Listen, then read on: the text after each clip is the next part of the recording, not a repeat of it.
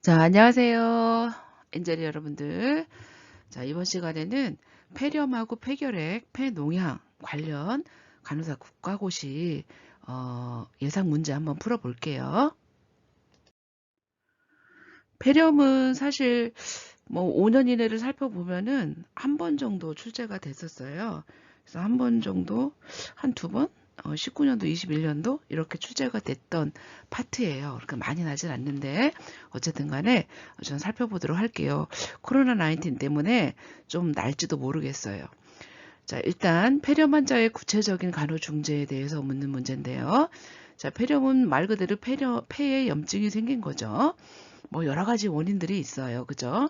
여러 가지 원인들이 있는데 우리가 이제 폐렴에서 기억하셔야 될 것이 지역사회에서 걸렸는지 병원 내에서 걸렸는지 아니면 뭐 벤틸레이터 때문에 걸렸는지 뭐 이렇게 구분을 하죠. 그래서 지역사회에서 걸린 것을 커뮤니티 어콰이어드 뉴모니아 해가지고 캡이라고 하고 그 다음 병원 내에서 걸린 것을 하스피탈 어콰이어드 뉴모니아 해서 헤비라고 하고 그죠? 그 다음에 벤틸레이터를 통해서 감염될 수 있잖아요. 그 감염된 물질들이 막 이제 들어감으로 인해서 그래서 벤틸레이터 어콰이어드 뉴모니아에서 뱀이라고도 부릅니다. 그래서 이렇게 이제 명명을 하는 게 있고 그럼 폐렴은 꼭 병원에서만 걸리는 것도 아니고 지역사회에서도 걸리는 게 아니구나 이렇게 아셔야 되고 요 시간은 몇 시간이요? 48시간. 그러니까 병원에 입원하고 나서 48시간 이후에 폐렴이 걸렸다면 그거는 해비라고 우리가 정의할 수 있겠죠. 자, 그런 거고 그다음에 이제 보통 그 폐렴의 주 증상은 뭐예요? 열이 나겠죠. 열이 나고 오한이 있고 또 기침이 나고 그리고 가래의 특징이 있는데 약간 녹슨빛 요런 빛을 약간 피 섞인 녹슨빛을 내는 그런 가래를 이렇게 뱉어내는 특성이 있어요. 특성이 있고 그 다음에 뭐예요? 호흡 시 코를 벌렁거리고 그리고 또 이렇게 빈호흡이나 아니면 빈맥 뭐 이런 것들이 증상으로 나타날 수가 있겠죠. 치료는 뭘 어떻게 하겠어요?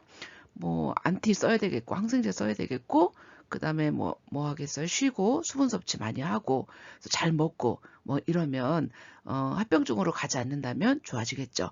그렇지만 또 합병증이 또 잘 생길 수가 있겠습니다. 잘 치료를 하지 않으면은. 그리고 또 대표적인 균이 폐렴 구균성, 폐렴이 이제 폐렴이 많이 걸리겠죠? 그런 것들을 좀 알고 계시면 될 것 같습니다. 자, 일단 폐렴 환자의 구체적인 간호는 어떻게 할 거냐? 수분 섭취, 객담을 구체적인 간호 중재, 객담을 묽게 하기 위해서 수분 섭취를 많이 먹어라 하고, 그 다음에 안정을 위해서 뭐 가래를 진해제는 뭐예요? 기침 약이잖아요. 투여하고 모든 활동을 우선 제한? 노노 그렇진 않죠. 그 다음에 심장 질환이 있을 시는 수분을 제한한다. 물론 뭐 심장 질환이나 신장 질환이 있을 때는 그 병의 상태에 따라서 수분을 제한할 수는 있겠으나 폐렴 환자의 구체적인 간호 중재는 아니겠죠. 그 다음에 폐렴구근 예방 백신 효과를 기대하기 어려워요. 아니 요새 장려하는 추세죠. 그 다음에 산소 요기량증의 필요를 감소시키기 위해서 급성기 동안은 휴식하게 한다. 뭐 그렇진 않겠죠. 뭐 급성기 동안에 휴식하게 하는 건 좋겠지만은 폐렴이 산소 요구량 증가, 피로 감소, 이런 것보다는 어쨌든 구체적인 간호중재를 나왔기 때문에 기침하고 가래, 열, 이런 거에 대한 간호중재가 주어져야 되겠죠. 그래서 첫 번째, 객담을 묽게 하기 위해서 수분 섭취를 격려한다라가 답이 될 것 같고요. 그 다음에 70대 여성이 지역사회 폐렴이에요. 그럼 병원 오기 전에 48시간 이전에 벌써 이제 지역사회 커뮤니티 캡을 말하는 거겠죠. 폐렴으로 이제 발병을 하였어요. 위험요, 리스크 팩터 뭐겠어요? 담배 피는 거나 DM이나 알코올 중독이나 면역 억제 상태 뭐 이런 것들은 지역사회에서도 이런 병을 가진 상태로 있을 수 있는 거잖아요. 그런데 마취는 병원 내에서만 이루어지는 일이죠.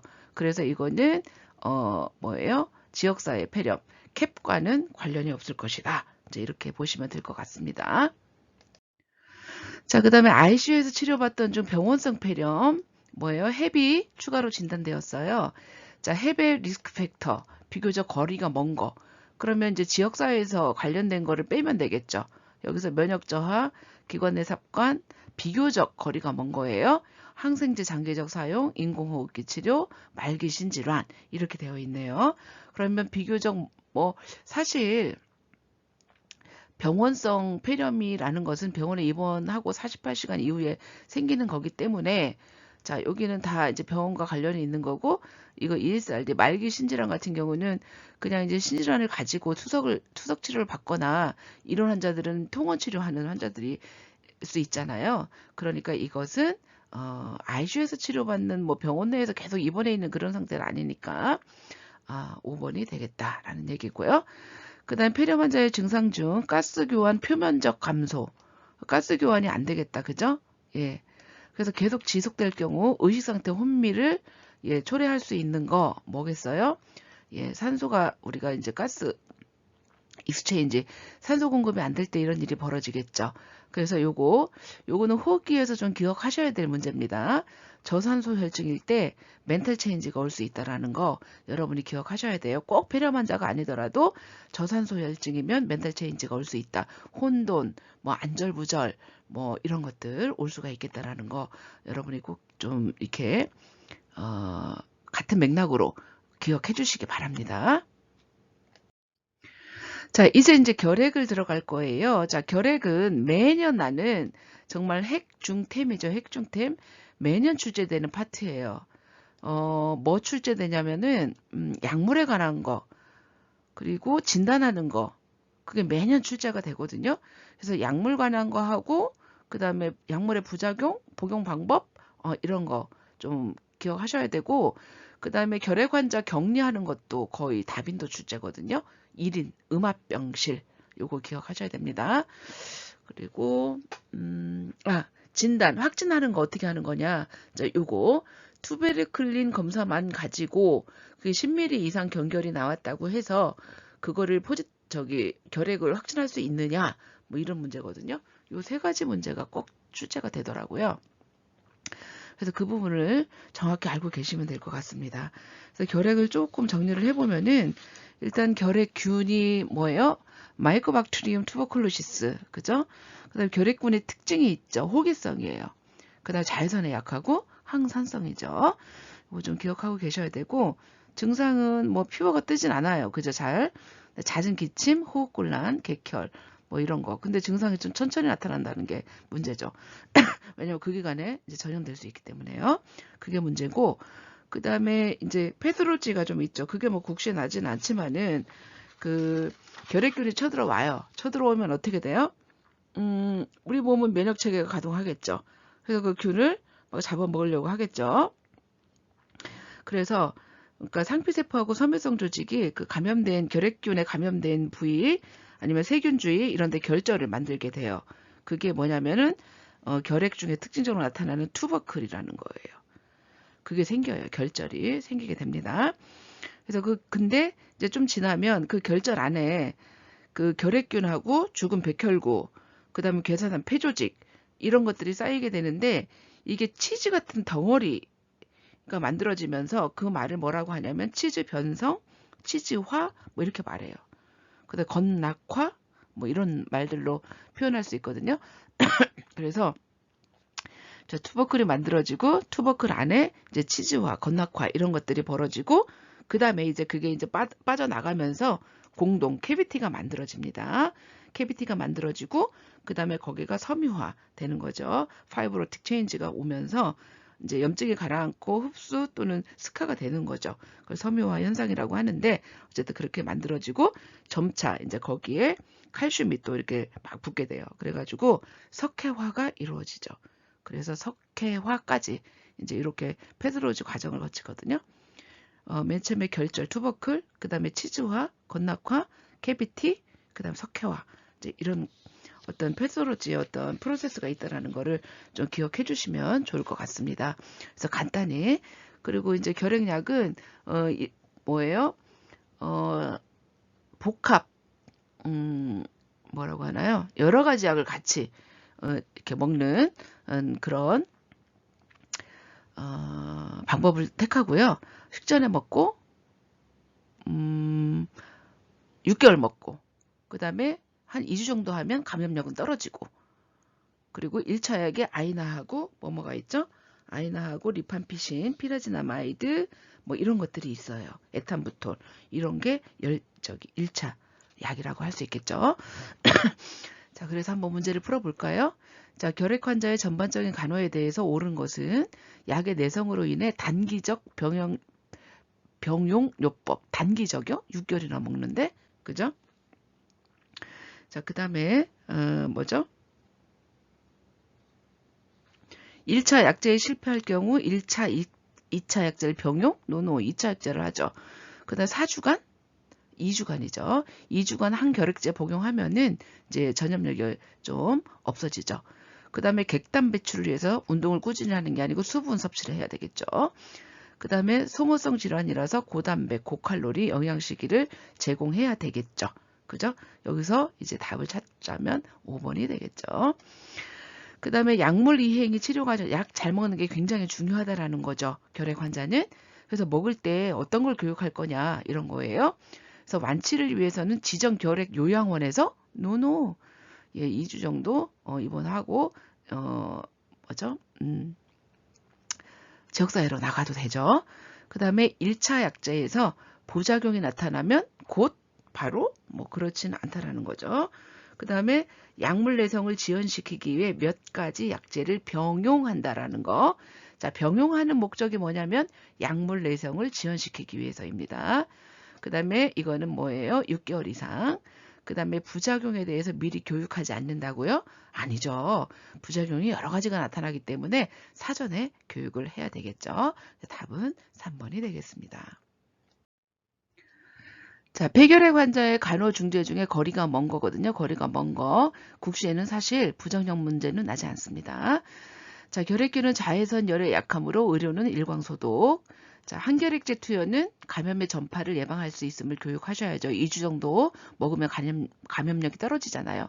그 다음에 1차 활동성 결핵 발생 시 지속적 격리 수용, 노노, 2주 정도. 그 다음에 소모성 질환이니까 잘 먹어야 된다. 고단백, 고칼로리, 비타민 B6 섭취 권장. 그 다음에 결핵은 처방된 약물을 정확하게 복용하고 부작용을 의사에게 알린다. 답은 뭐겠습니까? 거리가 먼 거니까. 그래서 3번이 되겠죠. 자, 그 다음에 결핵의 여러 가지 특징적인 소견으로 거리가 먼 거, 결핵의 특징. 결핵은 어느 기관에나 전파되고 맞죠? 그 중에 폐가 가장 잘 침범됩니다. 오케이. 그 다음에 결핵 감염의 영향 요인은 침입한 결핵균의 수, 농도, 노출 시간 개인의 면역 상태. 예, 어때요? 맞아요? 틀려요? 맞겠죠. 결핵균이 다 이렇게 결핵 환자에게서 나갔다 하더라도 받아들이는 어떤 우리 사람의 면역 상태에 따라서 감염의 상태는 아주 다를 수가 있어요. 자, 그 다음에 폐 안의 초기 감염 부위를 치즈와 걸락화, 투버클이라고 그랬잖아요. 투버클 생기고, 그 다음에 뭐예요? 그 안이 치즈와 건락화되고, 그 다음에 캐비티 생기고, 이게 이제 빠져나가면서 캐비티 생기고, 그 다음에 석회화가 되는 거잖아요. 그죠? 그래서 초기 감염 부위를 투버클 결절이라고 하죠. 그래서 이건 맞지 않고요. 치즈와 물질은 벽으로 쌓여서 X선 촬영해서 소결절로 보일 수 있겠고요. 그다음 감염되면 병변이 섬유화와 칼슘 침착으로 석회화된 결절도 나중에 이제 보일 수 있겠습니다. 아까 설명드린 내용이었었죠. 자, 그 다음에 폐농양 얘기거든요. 폐농양의 간호에 대해서 설명이 다 옳은 것은 폐농양, 랑 압세스, 고름집이라는 얘기잖아요. 그러니까 폐 어딘가에 고름집이 생겼다라는 얘기예요. 그러니까 사실 압세스는 어떤 방어 기전 중에 하나인 거죠. 더 이상 감염되지 않도록. 그렇지만 이제 그게 폐 농양이 생겨가지고 이게 기관지를 통해서 밖으로 이제 나오면 너무나 다행이겠죠. 그래서 가래가 굉장히 뭐 이렇게 농 섞인 그런 가래가 나오겠죠. 그리고 피부도 많이 뜨겠죠. 처음에 이제 뭐 안티를 써야 되겠죠. 오랫동안 안티를 써야 되는 이제 그런 문제가 있겠죠. 그래서 일단 폐 농약에 대해서 항생제를 오래 써야 하므로 구강점막 이런 것들이 또 변화가 올 수가 있겠습니다. 칸디다 이런 것들도 생길 수가 있겠거든요. 항생제 오래 씀으로 인해서. 그 다음에 3개월 이상 이렇게 많이 쓰진 않죠. 그 다음에 소모성을 APR 하진 않아요. 그 다음에 고칼슘 아니죠. 예, 고단백식이 고칼로리 가장 중요하진 않죠. 그 다음에 외과적 처치요? 아니, 그렇진 않죠. 일단 안티를 써보고, 그 다음에 수술을 하는 거죠. 그죠? 그래서, 맞는 것은 1번이 되겠습니다. 자, 그 다음에 10번 문제를 한번 볼까요? 다음 증상을 보이는 환자의 가장 적절한 병실 환경 볼까요? 피가 나고 가래에서 야간에 또 땀이 나고 살이 빠져요. 그 다음에 검사 결과에서 객단 배양 검사 AFB가 나옵니다. 자, AFB 항상성 강균이죠. AFB 하면 결핵 떠올리셔야죠. 그죠? 자, 결핵 3번 검사했더니 AFB가 나왔다. 이건 TB 말하는 거죠. 펄모너리 TB. 그죠? 그러면 이 환자는 어떻게 해요? 음압. 이거는 그냥 뭐 딱 나와야죠. 음압이 적용돼 1인실 딱 나와야 됩니다. 망설일 필요도 없어요. 이거는. N95 마스크 나와야 되고요. 자, 그 다음에 활동성 결핵을 나타내는 검사 결과 이런 것들이 많이 좀 뭐죠? 다빈도 출제죠. 굉장히 중요한 거죠. 이것도 굉장히 핵중템. 진짜 핵중템이죠. 활동성 결핵이에요. 자, 일단 X선에서 포지티브. 요거는 빼고, 요것도 빼고, 요것도 빼고. 그죠? 그 다음에 요것도 빼고 혈액 검사는 들어가지 않아요. 그죠? 이것도 빼고 여기 빼고 그러면 뭐 1번이겠네. 그죠? 흉부 X선 검사에서 포지티브가 나오고 결핵인 것 같아요. 이러고 가래 검사 AFB 스테인 객단 배양 검사입니다. 거기서 균을 한번 키워보는 거죠. 그랬더니 AFB가 나오는 거죠. 예. 그게 이제 나오면 그게 뭐라고? 활동성 결핵이라고 확진한다라는 거죠. 이거 굉장히 중요합니다. 자, 요거 굉장히 중요하다. Very, very, very, very important. 되게 중요하다, 요거. 그 다음에 이제 약물 문제 나오거든요. 약물. 자, 약물 나오는데, 거기 이소니아지드 있죠? 아이나.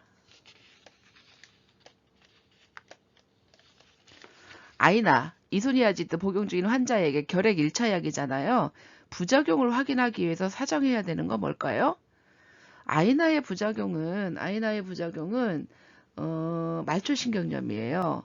그리고 이제 여러분이 약물에서 좀 아셔야 될 것이 자, 1차 약이 아이나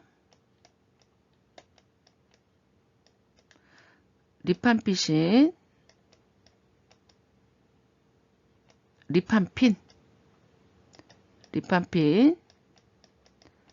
그 다음에 에탄부톨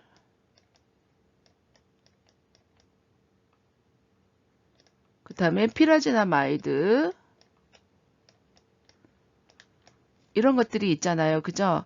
그래서 여기서 아이나하고 리판핀, 피라지나마이드 다 간독성 기억하시고 그러니까 LFT 팔로업 해야 돼요. 요 세 가지 간독성. 그 다음에 아이나는 말초신경염. 아야 말초신경염. 아이나 말초신경염. 말초니까 사지잖아요. 그 다음에 리판핀은 여기 R이 들어가잖아요. 그래서 레드 떠올리세요. 그래서 소변이 오렌지 색깔로 나오는 거. 그 다음에 에탄부톨은 여기 E자 떠올리세요. 그래서 이거는 I, 시신경에 문제 일으키는 거. 그 다음에 피라지나마이드는 간 떠올리시고요. 그 다음에 스트레토마이신 같은 거 있거든요. 이런 거는 SM 노래를 들으니 귀가 멍멍하다. 이명, 청신경 이런 거 떠올리시고요. 그래서 요거를 좀 기억하세요. 요거를 약물을 부작용을 딱 기억하시면은 문제 풀기 쉬울 겁니다. 자, 뭐예요? 아이나 복용 중인 환자에게 부작용 확인 사정해야 될 거 뭐예요? 그러니까 사지 감각이 되겠죠. 그죠? 사지 감각, 말초신경염. 자, 그 다음에 피라지나마이드, 리판핀, 아이나를 처방받은 활동성 폐결핵 환자의 교육 내용 뭐예요? 피라지나마이드 간, 리판핀, 오렌지 색깔 소변, 아이나, 말초신경염 이렇잖아요. 제산제와 같이 복용한다. 주기적으로 시력 검사를 받는다. 총 복용 기간은 6개월이죠. 오렌지색으로 변할 수 있겠죠. 청력장애는 상관없어요. 여기 그죠? 그래서 여기서는 소변이 오렌지색으로 변할 수 있다라는 거죠. 여기 예, 어떤 사이드 이펙트를 알고 있니? 라는 문제였었죠. 그 다음에 한결액제 복용에 대한 교육 내용이요. 증상이 호전되면 약물을 스탑해요. 노노. 2를 3회 이상 노노 한번. 약물을 2가지 이상 병용하는 것이 효과적이에요. 그렇죠. 자, 그 다음에 리판핀 투여 시 시력 검사요. 이거는 뭐예요? 오렌지 색깔. 그죠? 근데 시력은 뭐였었죠? 에탄부톨. 그 다음에 아이나의 주요 부작용은 뭐예요? 말초신경염. 청각은 뭐예요? SM 스트레토마이신이었었죠. 그래서 요거 약물을 2가지 이상 병용하는 것이 효과적이다라는 게 답이 되겠죠. 자, 그 다음에 한결액제를 복용하는 이것도 국시에 났던 건데 한결액제 복용하는 약제 감수성 결핵 환자 전염성이 거의 소실되기 시작하는 시기는 뭐예요?